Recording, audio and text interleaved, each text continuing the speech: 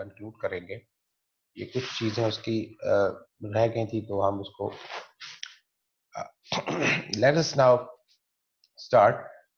थोड़ा मैं आपको इंट्रो दे दूं कि हम आज क्या चीजें करने जा रहे हैं। सबसे पहले तो हम देखेंगे कि जब प्रीवियस क्लास में हमने देखा था कि लॉन्ग रन आपकी इनपुट जो एफिशिएंट इनपुट कॉम्बिनेशन होती है वो क्या होती है, किस तरीके से हम डिटरमिन करते हैं कि फर्ज करें अगर हमारे पास गिवन क्वांटिटी हो तो मुख्तलिफ आइसोकॉन्स आपकी जो है वो उसके उस क्वांटिटी के आइसोकॉन पे वो कौन सी कॉम्बिनेशन होगी जो कि हमारे लिए लीस्ट कॉस्ट कॉम्बिनेशन कहलाएगी, जिस पे हमें कम से कम कॉस्ट लगे। या फिर अगर हम फर्ज करें एक खास कॉस्ट अगर हमारे पास या बजट गिवन हो तो उस कॉस्ट के बेसिस पे हमें कैसे मैक्सिमम आउटपुट जो है वो कैसे डिटरमिन कर सकते हैं, किस कॉम्बिनेशन के साथ हम मैक्सिमम आउटपुट जा सकते हैं। तो ये चीजें कुछ हमने प्रीवियस क्लास में की थी। आज हम देखने जा रहे हैं कि देखें, अगर मार्केट के अंदर किसी दो इनपुट्स हैं, फर्ज करें कैपिटल और लेबर, दोनों वेरिएबल हैं क्योंकि हम अब लॉन्ग रन की बात कर रहे हैं। तो जब लॉन्ग रन में होते हुए दोनों जो सारे के सारे जो आपके इनपुट्स हैं वो वेरिएबल हो गए हैं, तो अब अगर किसी भी वेरिएबल की प्राइस में चेंज होगी, फर्ज करें वो कम होती है या ज्यादा होती है, तो आपका फिर उसका आपकी प्रोडक्शन पे या आउटपुट पे कैसे जो है वो उसका असर होगा।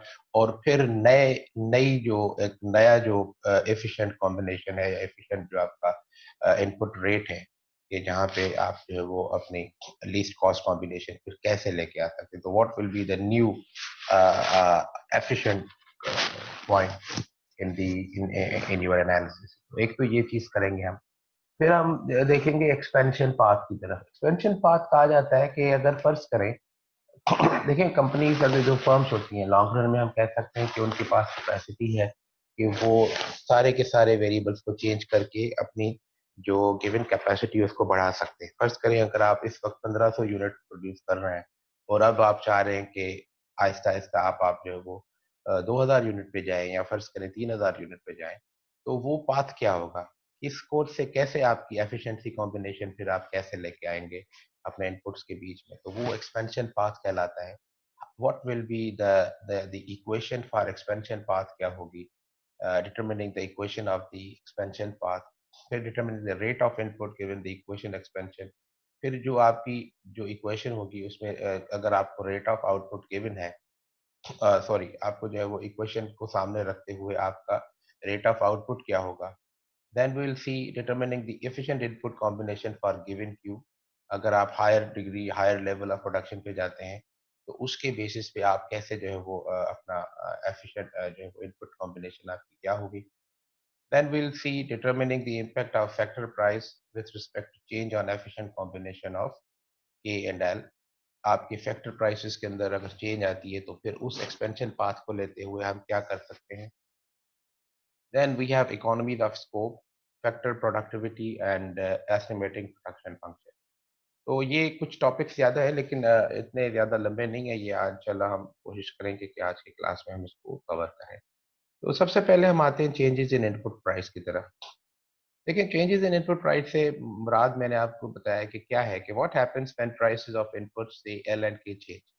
अगर आप एक गिवन कॉम्बिनेशन पे और गिवन जो है वो आउटपुट पे आप बात कर आपका प्रोडक्शन कर रहे हैं तो उसके से अगर एल आर के की या कैपिटल या लेबर की प्राइस में अगर चेंज आती है तो क्या हो सकता है। देखिए आप पॉसिबिलिटीज क्या है, फर्स्ट करें कि क्या हो सकता है कि वेज रेट्स फॉल्स। अगर आपके जो भी इस वक्त का सिनेरियो है जो जो बेस है, अगर वेज रेट गिर जाती है यानी कि प्राइस ऑफ लेबर आपकी जो है वो कम हो जाती है तो उसका इफेक्ट क्या होगा। Firm would employ more labour to replace capital. अब हमें पता है कि हम सब्स्टिट्यूट कर सकते हैं कैपिटल को लेबर के साथ और लेबर को कैपिटल के साथ।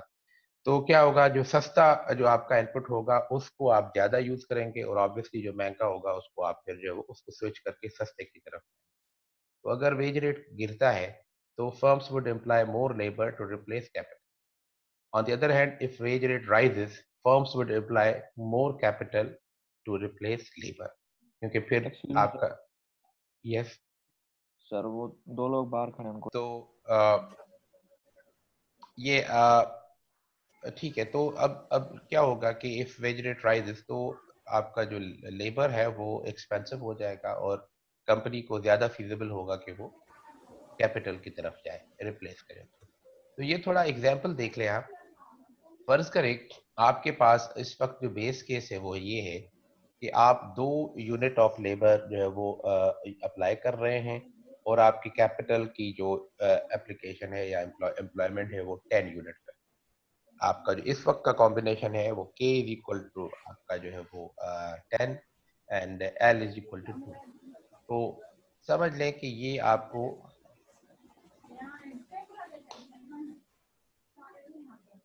आपको जो है वो दिस वन इज योर, ये आपकी कॉम्बिनेशन है, ठीक है। ये यहाँ पे 10 है आपका कैपिटल और आपका लेबर जो है वो यहाँ पे 2 है, तो this this is where you are. ठीक है, तो ये आपका क्या है, एफिशिएंट के टू एल रेशो। तो के टू एल रेशो क्या है, 10 आपका कैपिटल है और 2 आपका लेबर है, तो के टू एल रेशो आपका 5:1 हो गया। अच्छा, और यहाँ पे आप कितनी पॉइंट्स प्रोड्यूस कर रहे हैं, ये आपका आई सी इक्वल्स आई कॉस आइसो, ये आपका आइसो कॉन्स्ट है और ये आपका आइसो कॉस्ट है। इसका ये टेंजेंसी पॉइंट है, तो ये टेंजेंट पॉइंट पे आपका, तो you are currently producing 100 units. आप इस वक्त 100 यूनिट्स पे हो। अच्छा, अब हो क्या सकता है, अब चेंज क्या हो रही है, fall in the wage rate. आपका वेज रेट गिर रहा है, ठीक है, वेज रेट गिरेगा तो ऑब्वियसली फिर क्या होगा, फर्ज करें कि इस वक्त आप अगर 2 यूनिट लेबर जो है वो अप्लाई कर रहे हैं, तो अब आपका क्या होगा कि you will input more, you will employ more labour and you will जो है वो आप क्या करेंगे, आप कैपिटल के को जो है वो इनपुट को थोड़ा रिड्यूस कर देंगे। तो नया कॉम्बिनेशन फर्ज करें आपका 6 और 9 पे जाता है, यानी कि you are reducing 1 unit of capital and you are increasing 4 units of के। ठीक है, तो अब आप यहाँ पे आ गए 1 यूनिट और ये 4, तो फ्रॉम 2 to 6 और ये फ्रॉम 10 to 1। नया कॉम्बिनेशन आपका ये आपका बी पे आ गया। तो अब आप देखें क्या हो रहा है कि आप सिंपली देखें, आप पहले यहाँ पे थे समथिंग लाइक दिस, अब आपने फर्ज करें ये चीज यहाँ पे आ गई और ये चीज फर्ज करें यहाँ पे आ गई। ठीक है जी, तो ये अब आपकी ये पॉइंट नहीं आ रही। ठीक है, तो पहले फर्ज करें आप यहाँ पे थे, तो अब आपका जो आइसोकॉन्ट कर्व होगा वो आपका शिफ्ट आउटवर्ड हो जाएगा, ये बाहर निकल जाएगा। तो अगर आपको, हमें पता है कि ये हायर, ये वाला आई, ये जो आई क्यू है ये हायर आई क्यू है और ये वाला आई क्यू जो है वो लोअर आई क्यू है। तो हायर आई क्यू के पे क्या होगा, what will be happening on the higher I Q, on higher I Q you will have a higher level of production.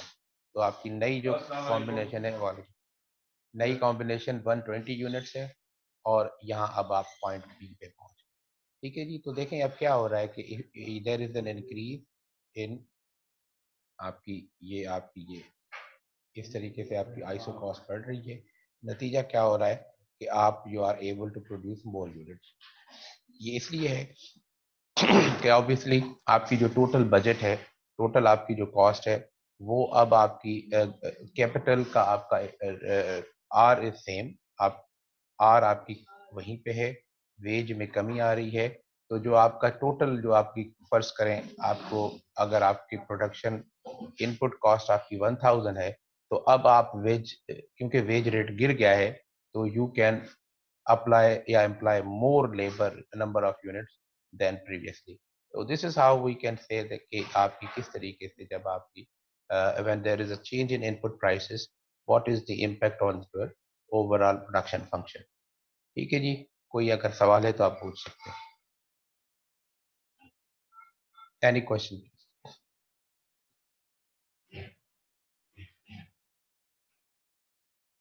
No question?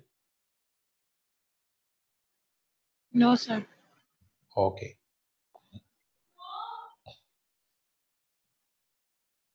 Sir students को add कर लीजिएगा, कुछ जी ऐड कर रहे हैं। जी जी।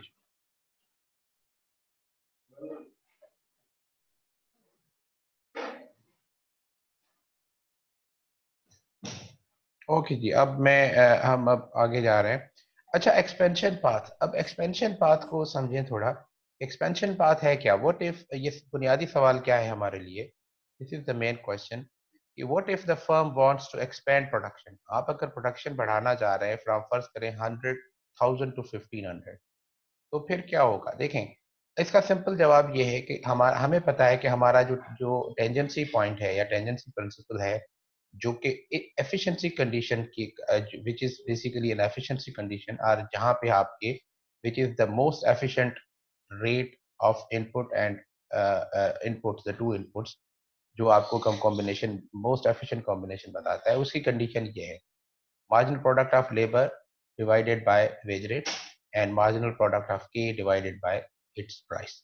तो ये आपकी एजेंसी कंडीशन है जो कि हमने बताया था कि ये आपका यहाँ पे ये आइसो कॉस्ट होगा, काउंट होगा, और फिर यहाँ पे आइसो, ये जो टेंजेंसी पॉइंट है, फर्ज करें दिस टेंजेंसी पॉइंट आपको यहाँ पे this the slope of isocost is equal to the slope of isocon।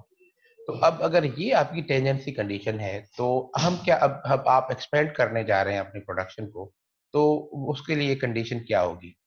ये चीज ध्यान में रख लें कि firm will expand the production in such a way, आप ऐसे इंक्रीज करेंगे that the new combination of K and L meet the efficiency condition.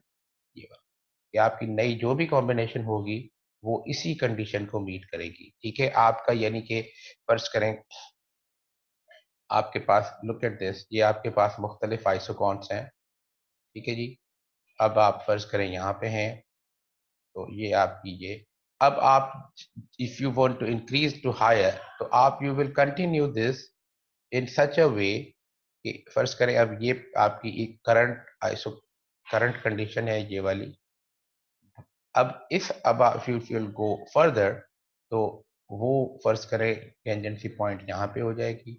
अब आप क्या कर रहे हैं बेसिकली कि अब आप लुक एट दिस, फर्ज करें पहली आपकी ये टेंजेंसी पॉइंट है, अब आपकी एक्सपेंड कर रहे हैं तो यहाँ पे आप आ जाएंगे, फिर अब और आप एक्सपेंड करेंगे तो फर्ज करें इस पॉइंट पे आ जाएंगे ये, और फिर आप यहाँ पे, तो if you keep on improving, keep on increasing, तो आप इंश्योर करेंगे, as a firm will ensure कि यही जो आपकी इफिशिएंसी कंडीशन हो वो मीट हो।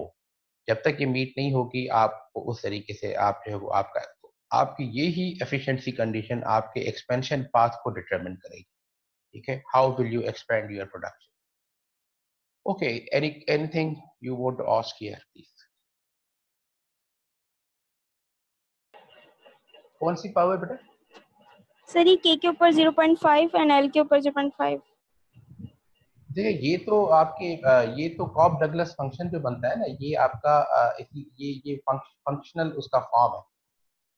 कॉब डगलस फंक्शन के अंदर का जो फंक्शनल फॉर्म है वो ये है। ठीक है, कोई भी फंक्शन आप रिवाइज कर रहे हैं तो उसका एक फॉर्म होता है ना। फर्ज करें आप एक फंक्शन लिख रहे हैं, आप जो वो, मैं लिख रहा हूँ जी, फर्ज करें y is equal to 2x plus 5, फर्ज करें ये आपका फंक्शन है, ये भी एक फंक्शन है, इस तरीके से मैं लिख रहा हूँ।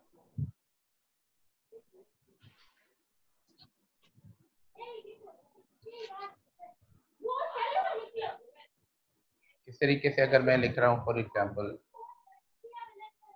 y is equal to 3x square, ठीक है, तो ये भी एक फंक्शन है। तो ये हम जो स्क्वायर दे रहे हैं, तो ये आपका फंक्शनल फॉर्म है। एक रीजन ये भी है कि अगर आप जो है वो इसको आप अगर देखेंगे क्वांटिटी और इसको, तो दिस इज बेसिकली आपके प्रोडक्शन फंक्शन। ठीक है, और इसका फंक्शनल फॉर्म है इसके। मैंने आपको एक प्रोडक्शन फंक्शन दूसरा भी करवाया था, जो वो पावर के वो डिफरेंट था। उसमें आपको आपको याद होगा कि हमने वो मल्टी वो मल्टीप्लीकेटिव था, सॉरी वो एडिटेटिव फंक्शन था। उसमें आपका इस तरीके से हो रहा था, q इज इक्वल टू, मेरे ख्याल में I am not remembering properly, कैसे था, शायद वो ऐसे था कि 2k या L L square P Q plus 3l फर्ज करें 4। तो ये आपको याद होगा कि इस तरीके से हम लिखते हैं। तो इससे ये आपका जो initially first short term analysis में हमने जो फंक्शन, ठीक है, तो this is actually the functional form. ठीक है, तो it is up to you how you drive your वो प्रोडक्शन फंक्शन, इसको हम एस्टिमेट भी करेंगे। ये हम आज इसकी एस्टिमेशन भी करेंगे, हमें पता चलेगा कि हम इस फंक्शन को कैसे एस्टिमेट करें। Okay, anything you I want to ask again, any other thing please, clear? Yes, sir. Okay, अच्छा जी। अब determining the rate of output given the equation of expansion path. अगर आपको एक्सपेंशन पाथ की equation given है, this is your expansion path equation, ठीक है, equation for the expansion path वाली। तो अब आपको यहाँ पे कॉम्बिनेशन का भी पता चल गया। अब हम कैसे मालूम करेंगे आपको अगर जो है वो आउटपुट आपका determining the rate of output given the equation of expansion. The expansion path equation tells only the efficient optimal input combination of K and L along the expansion path. If firm wishes to expand production, how to determine the rate of output given the expansion path? हमें कैसे पता चलेगा कि इस combination पे हमारा output rate क्या होगा, ठीक है? तो वो हम कैसे मालूम कर सकते हैं? Given the original production function Q is equal to 100K power आपका जो है वो पावर 0.5 L पावर 0.5। तो हम क्या करेंगे, substitute equation for expansion path. आपकी एक्सपेंशन पाथ की इक्वेशन ये है फॉर के, ये आपकी ओरिजिनल फंक्शन है। यहाँ पे के इज इक्वल टू दिस, इसको आप जो वो इंसर्ट कर दें इक्वेशन में, इसको रीराइट करें। This is something, this is the equation that will give you the quantity of L and कितनी क्वांटिटी आप जो वो प्रोड्यूस कर सकते हैं given A and L, and the wage rate is given, R is given and L is. So what will be your maximum quantity that you will be producing?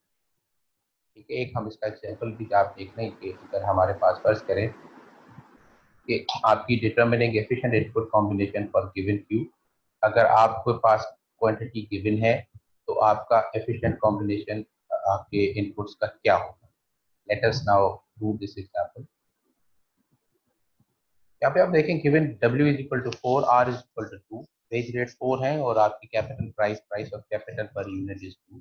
Determine the efficient और optimal combination of K and L to produce 1000। 1000 units आपको produce करने हैं और आपको जो है वो ये आपकी है। तो what are the how many units of K and how many units of L will be the optimum combination. So we want to determine units of K and L. तो ये थोड़ा देख लें हम कैसे कर रहे हैं। सबसे पहले आप स्टेप 1 क्या करेंगे, substitute the given values of Q with W and R in equation B।